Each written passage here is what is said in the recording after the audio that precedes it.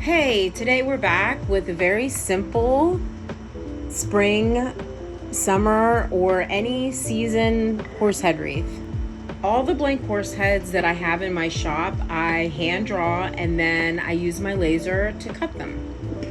If you're interested in making this wreath, you can simply go to my shop and order the blank horse head. If you have your own horse head, then you can just substitute and follow along using that instead.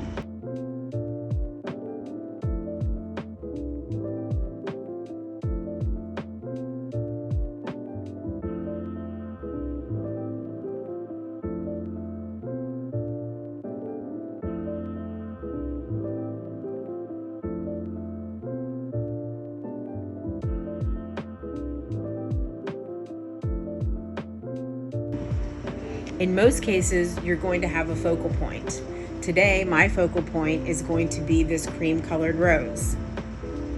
I'm also going to add this large mauve flower behind the cream rose to just give it a touch of color that I'm going to incorporate down the horse's neck. In keeping with the theme of having lots of different sizes and colors of greenery, I'm going to be using these big magnolia leaves, which are very pretty. They're shiny, they're dark green, and the tips of them are a little bit lighter in color. Another thing I love about the magnolia leaves is that they also take up a lot of room. So they will also be the backdrop of some of the flowers, almost like a canvas is for a painting. In addition, they're going to help me build the shape. So I'm using 3 of them for a loose triangular shape, which is a very common shape in floral design. Now the magnolia leaves, again, are wonderful, but they're very heavy visually and they're very boxy. So I want to create a little relief from that by using these spiky flowers. Before I start adding any flowers to go down the neck of the horse, I'm going to add my bridle. In this case, I'm going to be using a gold mesh ribbon for the noseband, and for the other pieces of the bridle, I'm going to be using a thinner burlap ribbon. Because I love bling and I also want to add dimension, I'm going to be using some gold trim to give it a more 3D effect.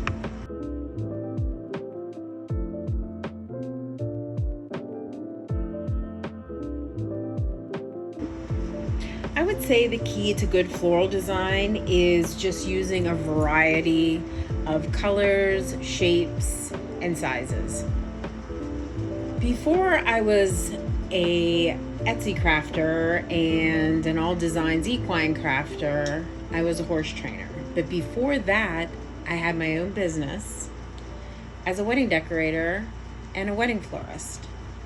The name of my business was The Last Detail Decorating Company.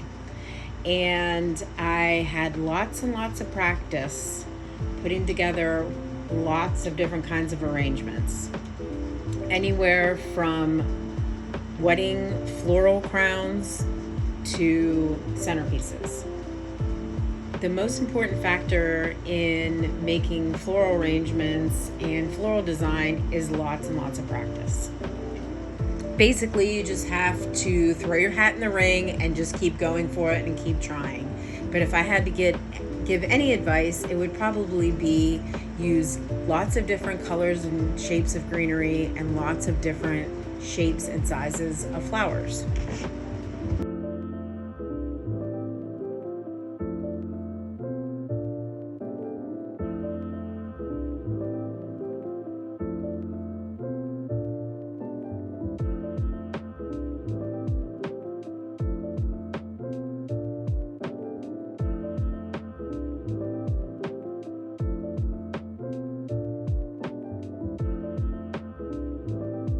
I'm going to be using my solo wood flowers for the bridal points, and I'm going to be using lots of different shapes and sizes to go down the horse's neck, and that will give it a lot of interest. Try not to use just one size or one type.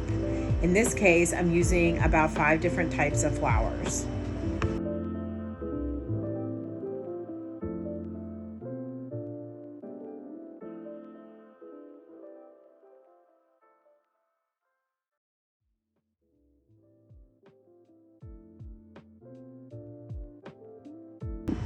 I'm going to be using my old favorite standby, the seeded eucalyptus. I love the little tiny flowers. It makes it look a little romantic, and it gives a lot of relief from the bigger, bulkier flowers that I'm using. I'm also going to be using almost like a Victorian color palette with like the deep burgundy, the soft mauve, a hint of pinkish purple flowers, and some soft hydrangea flowers.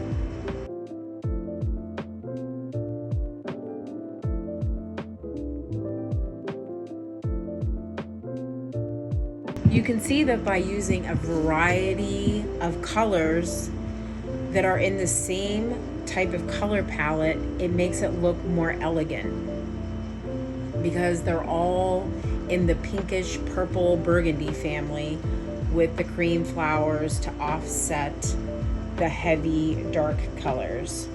But it also gives a little slight Victorian feel and a little romantic feel.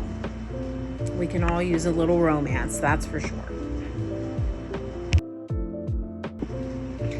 As you can see, this is a deceptively simple wreath visually. It looks simple, but you can see that we've used colors and sizes of flowers in a very creative way that it just looks easy to make. If you know the rules, then it is easy to make. So I would say be bold and go for it.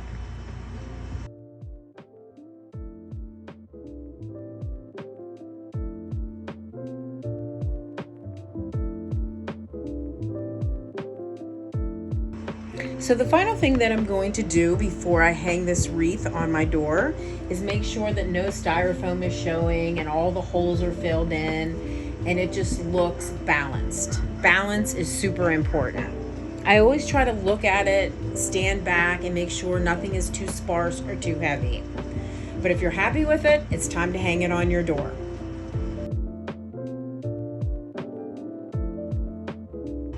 If you enjoyed making this wreath, please give me a thumbs up. If you're interested in any other wreaths, please leave it in the comment section below. Give this video a like and subscribe to my channel. Thank you, and until next time.